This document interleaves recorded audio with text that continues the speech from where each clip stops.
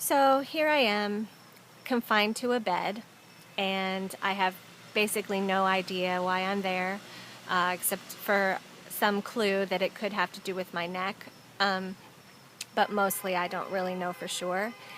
And all I have is two elderly and disabled parents to take care of me, parents that don't particularly like to ask for help. And so, even though we needed help desperately, they didn't really want to ask for help. And so my parents were in charge of helping me to the bathroom and helping me bathe and feeding me. And at first I could do some of that a little bit.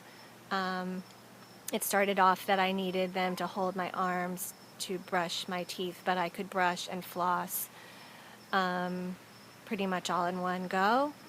But over time it got to where, at the worst, it took me 3 hours to brush and floss my teeth because I had to pause. I would do one segment of brushing, and then one segment, and then one segment, and one segment, and then the inside that way, upper and lower, and the same with flossing. And my mother or father would hold my elbows up because I couldn't lift my arms up, so I could sort of do the hand part, but I couldn't hold my arms up to do it.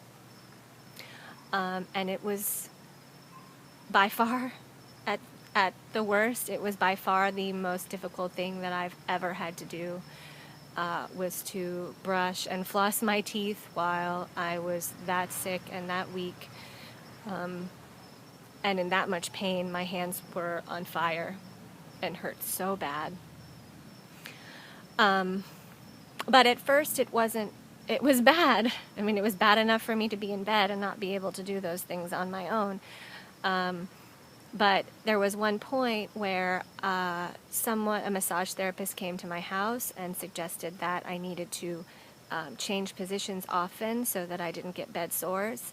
And I started laying on my side more because I didn't want to get bed sores, of course. But what ended up happening was the longer I laid on my side, the weaker I got, the worse my arms got.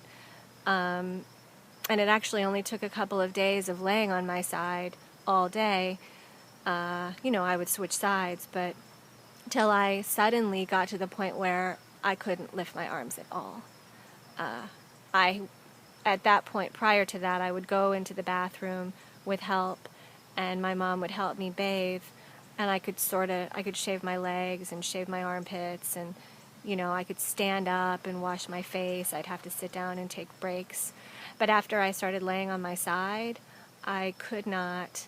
I'd look down at my hands and they just wouldn't move. No matter what I did, no matter what I said to them, move, you will move, they wouldn't move. And they just looked white and curled up, and I just couldn't imagine how my hands got that way, but that's what they were doing.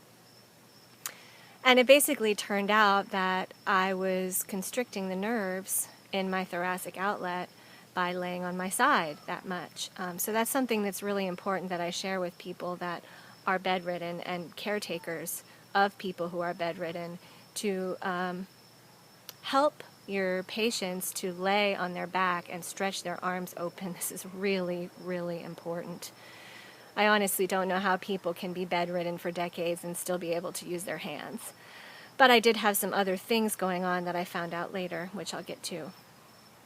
But while I was in bed, my vision was still very impaired. I couldn't read at all. I couldn't look at anything up close. It gave me a severe headache.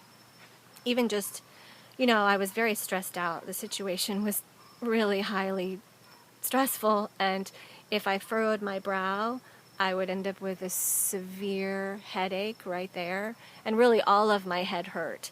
My neck hurt. My neck had been hurting, and I had gotten into the habit of laying with a heating pad on my neck, kind of rolled up over a towel and over my neck, or under my neck, 24 hours a day.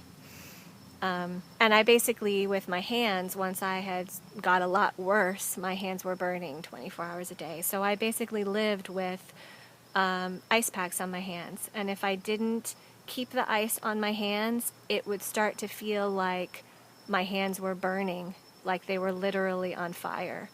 And the fire would spread up my arms, and it would spread to my brain, and it felt like my brain was on fire. And it was terrible, a terrible, terrible feeling.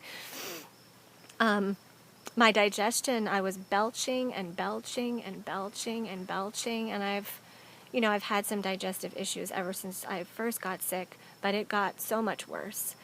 And eventually I found out that I got a hiatal hernia from the muscle spasms that I had.